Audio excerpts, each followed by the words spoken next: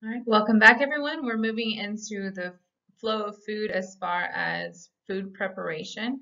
So once you actually pull that food out of storage and you are getting ready to actually prepare it, cook it, or store it after cooking, um, this will be the procedures to follow for that portion of the food flow of food. So in the first slide, we're talking about additives. So this is kind of an interesting topic um, because there have been instances of companies using deceptive practices when it comes to presenting food in a dishonest light. An example of this that you could probably look up is the Food Lion grocery store chain.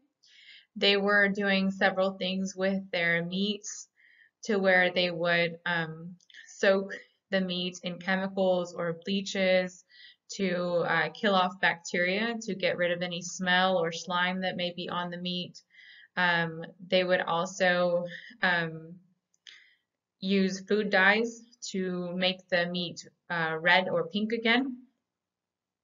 Um, There have also been instances of stores that sell meat using a red tinted saran wrap that wraps around the meat. That is no longer allowed to be used anymore either. So the other practice was actually never allowed, but stores used to use a kind of a red saran wrap that would go over the meat so that it was kind of deceptive as far as how fresh that meat really was. So now all saran wrap has to be clear so that you can see through it very well.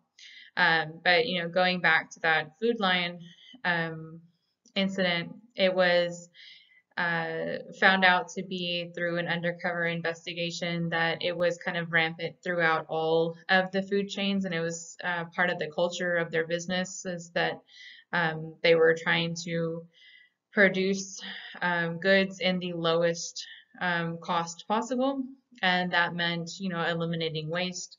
And one of their ways to eliminate waste, was to alter the meats and things to make them appear like they were fresh, so they didn't have to throw them out. People did get sick from it. There was an enormous lawsuit. They were fined by the government. It was really quite severe, and a lot of the chain actually collapsed. The business collapsed because of how much financial pressure was on them. So that would be a good one for you to look at if you're interested in the history of deceptive food practices.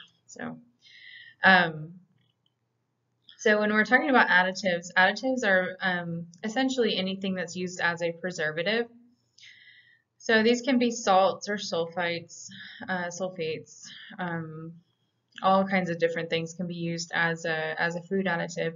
So if you're using these in your food products, you have to use them specifically as labeled and not use them against labeling advice, because in certain instances it can either make people sick or um, may be banned um, according to the food code. So it mentions here, do not sell produce treated with sulfites before it was received in the operation.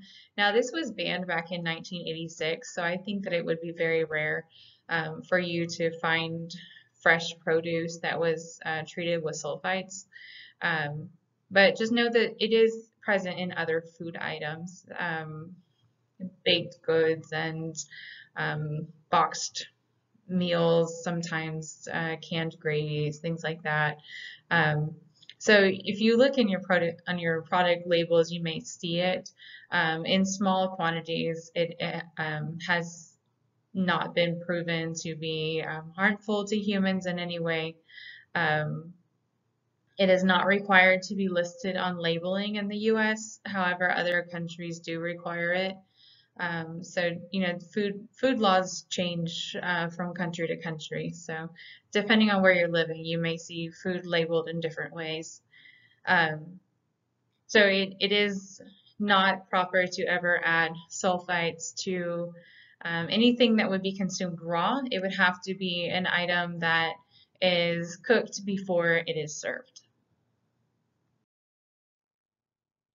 So do not use any of the following to misrepresent the appearance of food. So like we talked about earlier, food additives or color additives. This includes food safe color dyes. Um, we wouldn't want to improperly, portray, say, the guacamole as being fresh, because we've colored it with a bunch of dye to cover up the oxidation.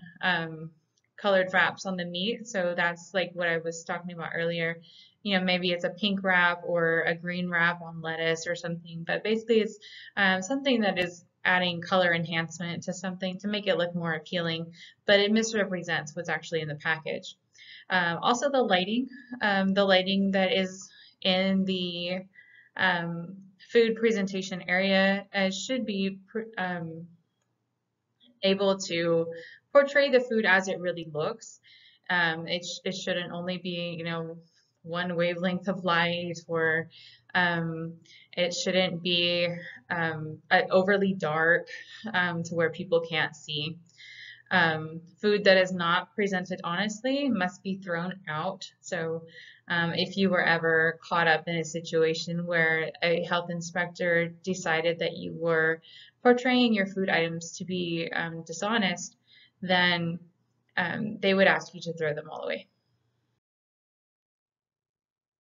So food must be thrown out in the following situations. So the general rule that you're going to hear from most chefs is when in doubt, throw it out. So if you aren't really sure if it's been contaminated, or you feel like it could have been, or maybe it's a little bit past date, or maybe you don't know what it is because it wasn't labeled, generally we throw it out because we don't want to take the chance.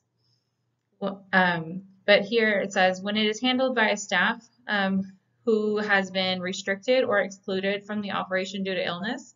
So if someone was working on something before they made the management aware that they had an illness or a condition where they really needed to be taken out of the kitchen, anything that they worked on is going to be suspect, and anything that they worked on can be contagious to the patrons. So we would want to get rid of anything that they worked on, and so that really it's costly, and it also, you're losing time because of that. So you would really want to, make sure that you have a really good call-in policy in place so that you don't have any of those issues. So there are a lot of food items that come in these ROP packages where they're basically they're reduced oxygen. So they take the oxygen, it's kind of a vacuum pack. It sucks out all the air, and then it helps to reduce freezer burn and keeps items fresh longer. But they do have special thawing rules. So the rules are as follows. Frozen fish received in ROP packaging must be thawed carefully. If the label states that the product must remain frozen until use, then remove the fish from the packaging before thawing under refrigeration, before or immediately after thawing under running water. So a lot of times they don't want you to thaw things in these packages. They want you to actually take them out of the package if you need to thaw them. A lot of these items, if they're thin, then sometimes they are thawed during the cooking process. Like for instance, like thin pieces of tilapia sometimes can just be thawed during the cooking process. But if you're wanting to thaw them prior to cooking them, then you're going to have to actually take them out of the packages. So produce can be washed in water containing ozone to sanitize it. Check with your local regulatory authority. When soaking or storing produce in standing water or an ice water slurry, do not mix different items. Do not mix multiple batches of the same item. Okay, so what does that mean? So when you are making salad for your job, say you're working in the pantry area of the kitchen, and you are preparing salad mix for the establishment. You have several cases of romaine lettuce to wash, and then you also have red leaf lettuce, and you have oak leaf, and you have frisee. So you have all these different lettuces. They all need to get washed. So what they're asking you to do is to wash them separately, so that you have lower risk of contamination. Same thing on using that same sink for washing vegetables, right? So these sinks are going to be used throughout the day to wash all kinds of different things, right? So you would want to make sure that in between different items, you actually take the opportunity to sanitize the sink. There is always quaternary sanitizer nearby that you can wash the sink with soap and then sanitize it so that it's ready for the next item to be washed. Okay, so if you have an ice machine in your establishment, which everyone will, there are a few rules that we need to follow surrounding using ice and how you store it. So first off, oftentimes we use ice to keep ingredients cold longer or to help ingredients such as fish or shellfish stay colder and fresh longer under refrigeration. So in that case, we would maybe put some ice in bags and put it on top of the fish so that that fish can stay cold longer. So an example of using that as an ingredient is if someone says, okay, well, I'm done with this bags of ice. A bartender walks by and they're like, oh, I was about to refill my ice well with ice, because I need to make some strawberry daiquiris, but I see you have a whole bunch of ice here and it's still inside these bags, right? Never mind that it was just used to keep fish cold. He takes the ice, right? And then he makes daiquiris from that. Those daiquiris are not getting cooked in any way, and there's a high chance that there's going to be cross-contamination from the bags touching the raw fish and then touching the blender and making these daiquiris, right? So you would never want to reuse ice that is being used to keep ingredients cold. Once it has been used to keep, fish or shrimp or chicken cold, it goes in the trash, or I'm sorry, down the sink. You trash it, you get rid of it. Transferring ice using clean and sanitized containers and scoops. So always make sure that anything that you're using for ice transport is specifically for ice transport. A lot of places will have blue containers that are specifically for that. You wouldn't want to use an empty or dirty container or a trash can or something like that to transport ice. Never hold ice in containers that held chemicals or raw meat or seafood or poultry. So anything that basically held food before should not be used for ice transport. Like I said, they do make special blue containers for ice, and then nothing is allowed to be used. You can't put anything else in that container except ice. And then when you are scooping ice, you should always use the ice scoop. Never use a glass or anything that could break inside of the ice machine.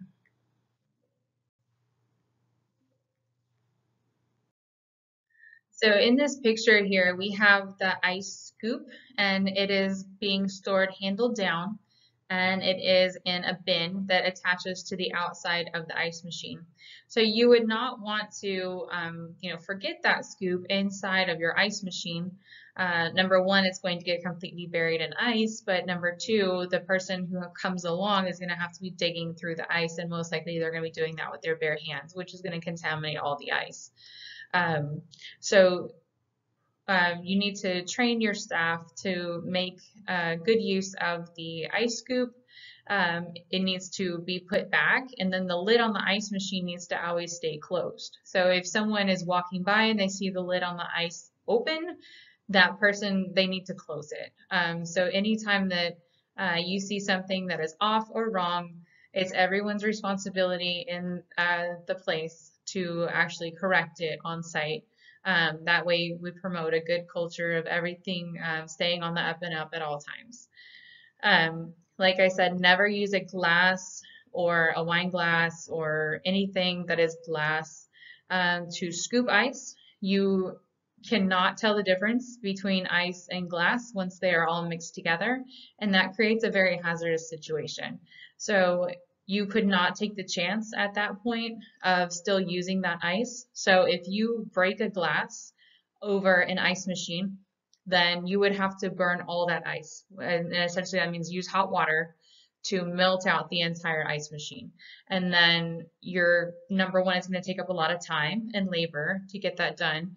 And then number two, you're going to not have ice for the rest of service because you just had to empty out your entire ice machine, unless you were fortunate enough to have another ice machine. Right. Preparation practices that have special requirements.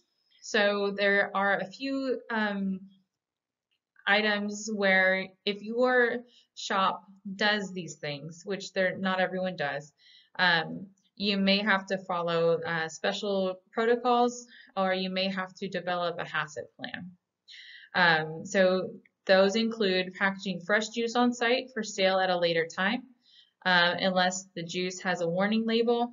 So examples of that are, if you go to the grocery store and they are juicing lemons or oranges in front of you and then putting it in a half-gallon container and storing it, that would be something like that.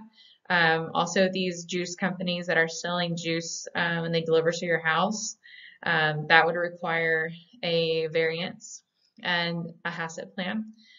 Smoking food to preserve it, but not to enhance flavor. So basically, if you are smoking food for barbecue and you just want to add some flavor to it, but you're still cooking it completely, that would not be a variance. But if you are smoking food to preserve it, then that would be. Using food additives or components to preserve or alter food so it no longer needs time and temperature control for safety, and also curing food. So those are all items where you will have to prepare a variance for the regulatory authority that allows the regulatory requirement to be waived or changed for you. When applying for a variance, your regulatory authority may require you to submit a HACCP plan. The plan must account for any food safety risks related to the way you plan and to prep the food item. Another item that is popular in today's cooking is sous vide cooking. So a sous vide cooking, since it is a low temperature and at a long time of cooking, you would also need a HACCP plan for that. You need a variance if prepping food in these ways. So packaging food using reduced oxygen packaging method. So if you have a vacuum sealing machine, so that's where part of the sous vide cooking process comes in, because you would have to vacuum pack it first. Sprouting seeds or beans. So if you are making your own bean sprouts or alfalfa sprouts. Offering live shellfish from a display tank. So if you are either lobsters would be included in that also.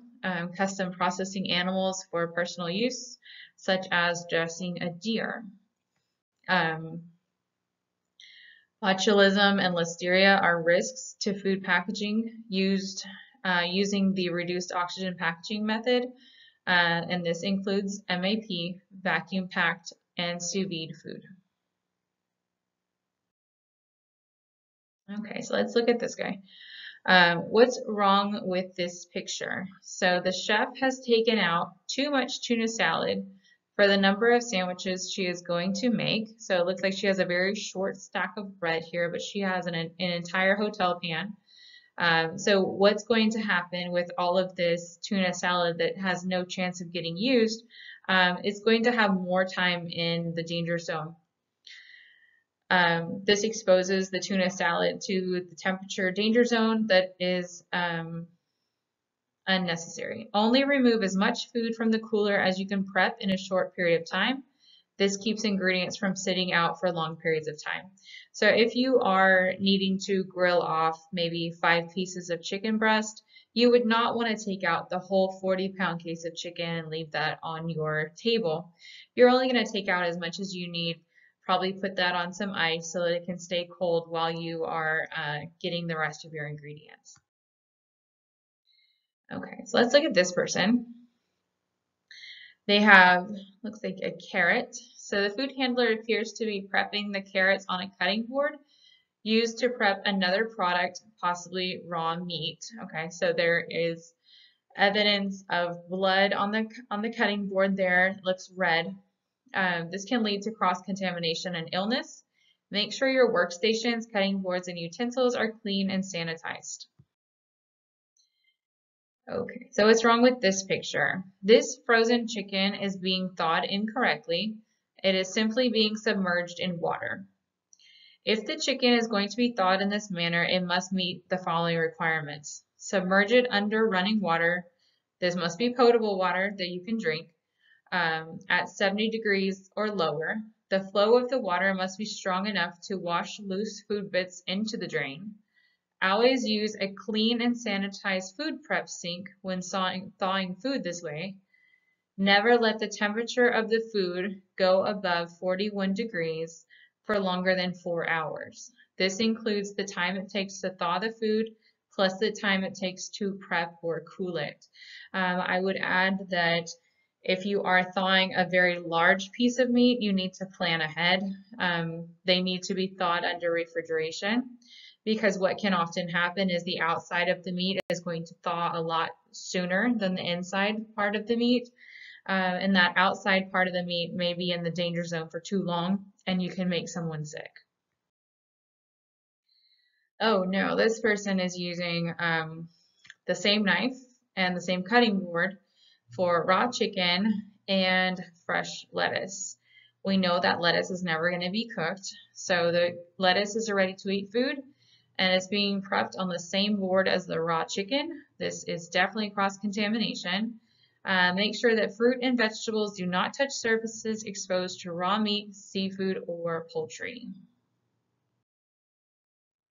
Oh, this is, as a former bartender, this hurts my heart. The food handler is using a glass to scoop ice. This could result in the physical contamination of the ice if the glass were to break.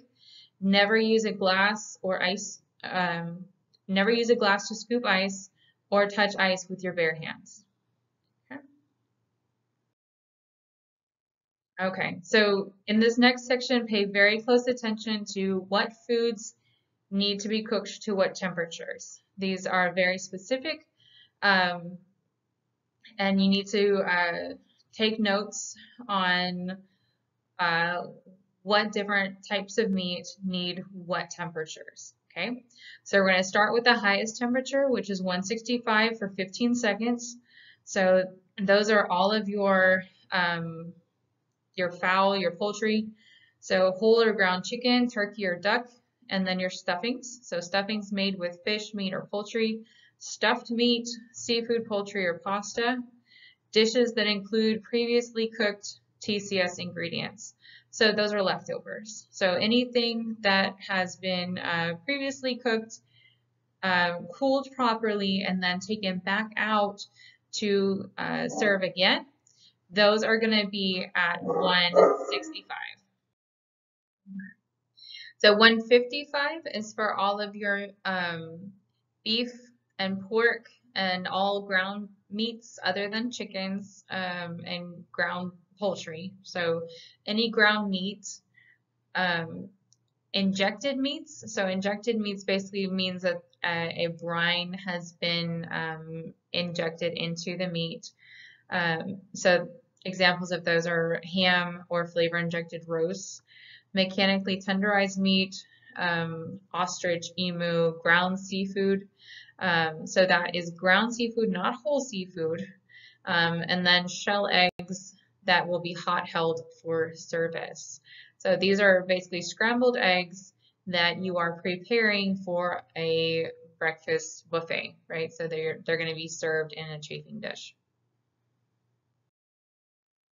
Minimum internal cooking temperature of 145 for 15 seconds includes seafood. So that is whole fish, shellfish, crustaceans like lobster or crab or shrimp. Steaks, chops of pork, beef, veal, and lamb. So those are whole cuts. Those are not ground cuts. So that 145. Commercially raised game, shell eggs that will be served immediately. So commercially raised game, this is an example of like antelope or something like that. Okay, so roasts refer to very large cuts of meat. So something that you would, make in your crock pot at home. We're talking about like a very large shoulder or beef butt or rump roast or something like that. These are typically cooked at a lower temperature for a long time. So what we're looking for here is sometimes a little bit different. As long as your meat gets up to 145 for 4 minutes, then that would be considered a minimum internal cooking temperature. However, you can also cook it at lower temperatures for longer times. So there is a list here that would give you an idea of what that would look like at different temperatures.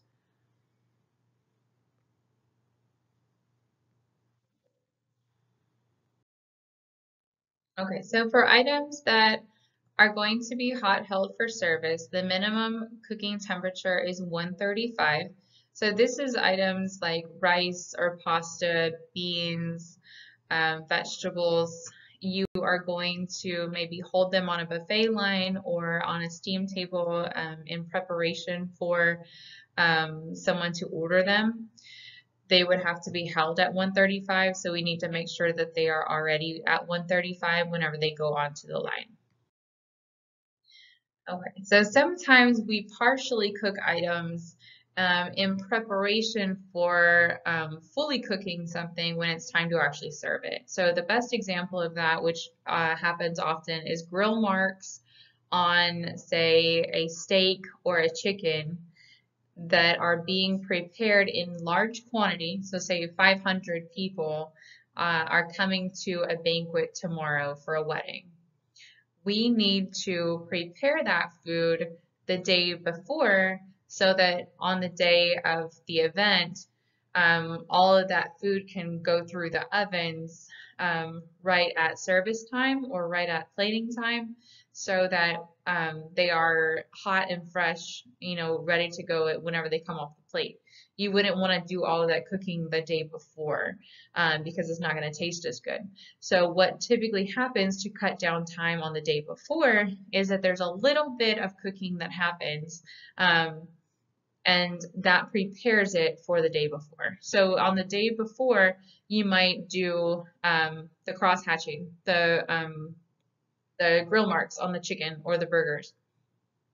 So when you do that, you would never want to cook the food longer than 60 minutes during the initial cooking.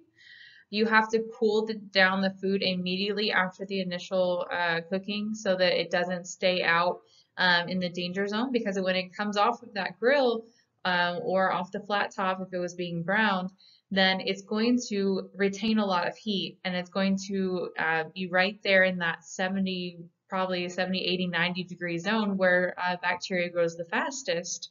So we would want to cool it down as quickly as possible.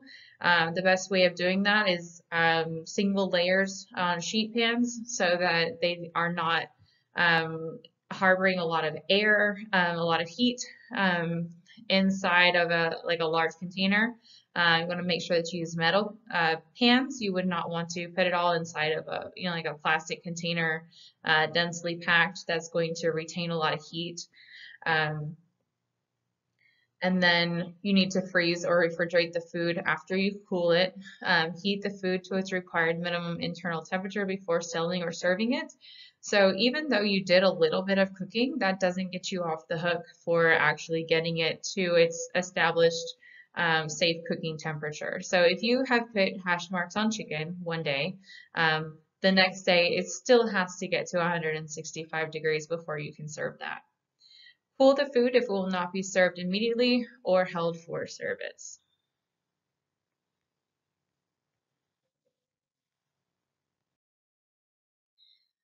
So since we have a lot of different clientele that come to a restaurant to eat, you need to make sure that you make them aware of items that can possibly present an increased risk of foodborne illness. So items that are undercooked or raw are going to be top of the list for you needing to put an asterisk by it, and then basically give them a consumer advisory. So you will see this often on menus where, there's a burger where maybe consumers are allowed to pick the doneness of the burger, or eggs where at IHOP, if you look on the bottom of the menu, it'll tell you that, consuming undercooked eggs, can lead to food poisoning, foodborne illness.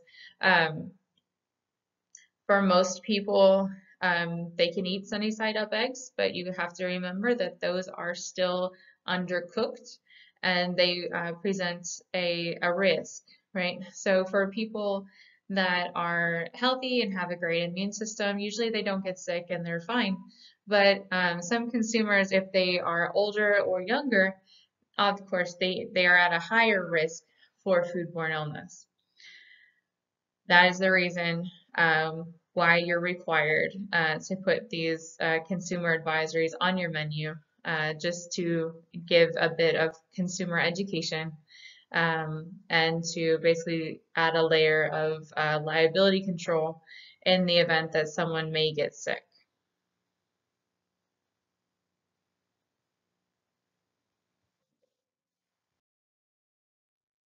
The FDA does give some advice as far as what is appropriate for a children's menu and what would not be a good choice. Um, they're going to always advise against anything that's raw or undercooked, so such as raw or medium rare steaks, sushi, undercooked eggs, such as sunny side up eggs, um, seafood that has not been cooked in any way, so such as raw oysters or ceviche. They're going to consider these to all be potentially hazardous foods. Um, this would be especially true for undercooked ground beef, which could potentially be contaminated with Shiga toxin producing E. coli.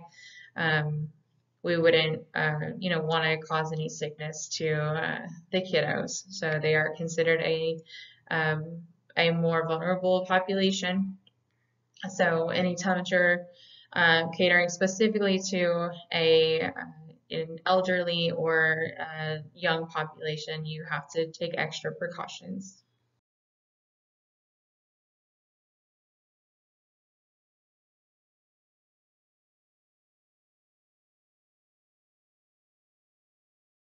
Okay, so this next section has to do with reheating food, otherwise known as leftovers or pre-prepared foods.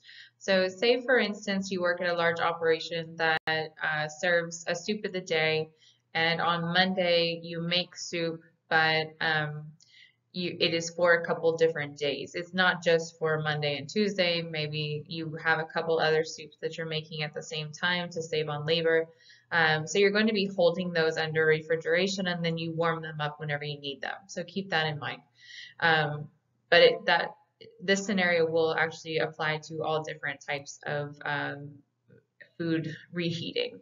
So if your food is reheated properly, so basically all you stir it while you're cooking it, and it was uh, all precautions were followed in the initial cooking. So everything was made properly. There was no time temperature abuse, and it was heated to the right temperature for the right amount of time, and then it was cooled properly.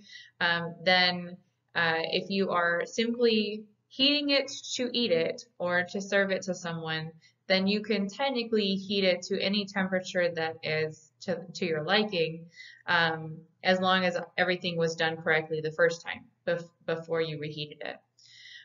If you are reheating food for hot holding, so hot holding basically means that you are, think of it as like a buffet line.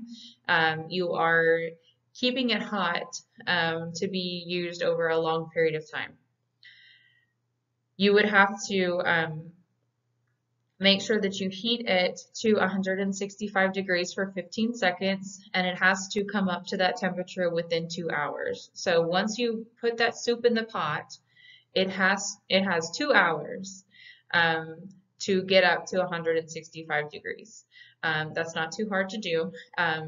However, that does give you a window of time, which is helpful because a lot of chefs have actually made people sick by putting cold soup into a hot holding well, which is absolutely not allowed. So if you think about if you've ever been to a buffet and you've dipped soup out of the soup kettle that is, you know, in the steam pan, right?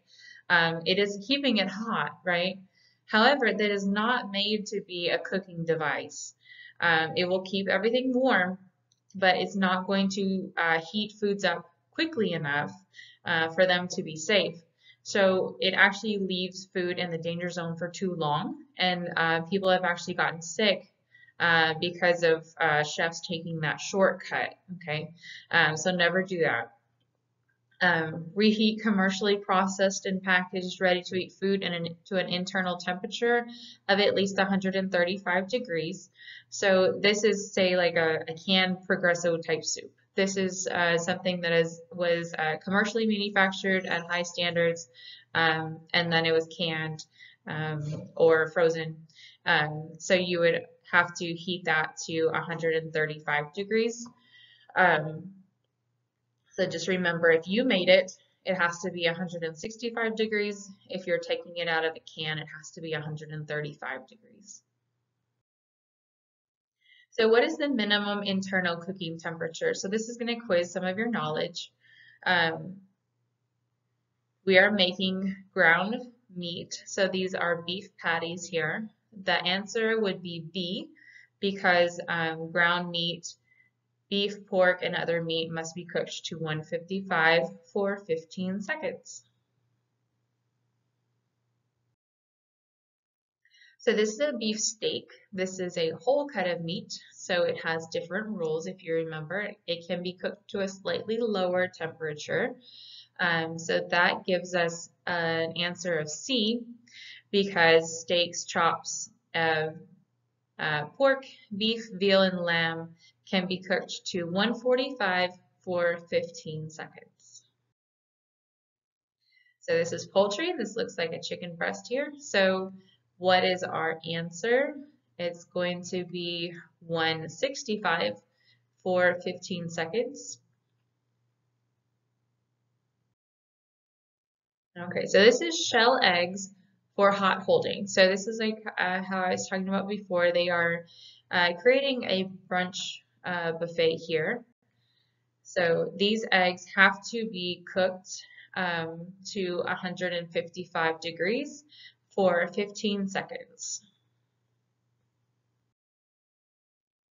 So this is a swordfish, and it's a swordfish steak. So it has the same rules as fish, shellfish, and crustaceans. So not the rules for ground fish. For seafood, we only have to cook it to 145 for 15 seconds. Fish tends to be more delicate, so you don't really want to cook it at too high of a temperature anyways. So this one is cooked rice. What is the minimum internal cooking temperature for rice or pasta or legumes? Do you remember?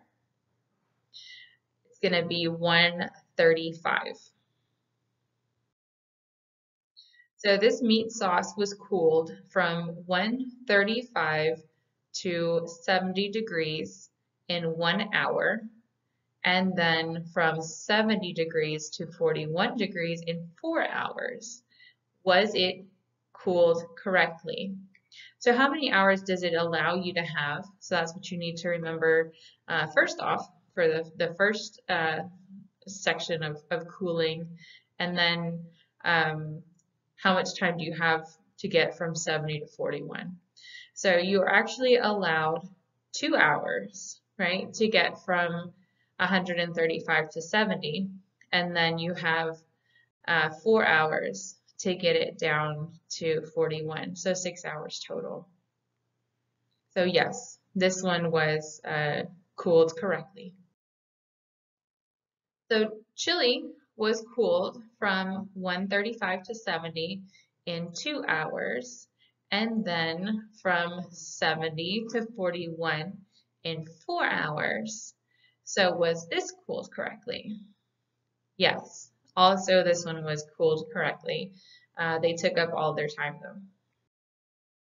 Soup was reheated to 165 for 15 seconds within 4 hours. Was it reheated correctly? So we're assuming that it actually took all of 4 hours. So unfortunately, no. They should have gotten it there within 2 hours, if you remember from a couple slides back.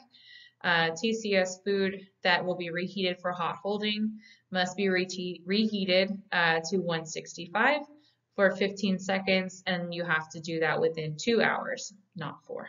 So review the questions at the end of the chapter, and good luck on your quiz.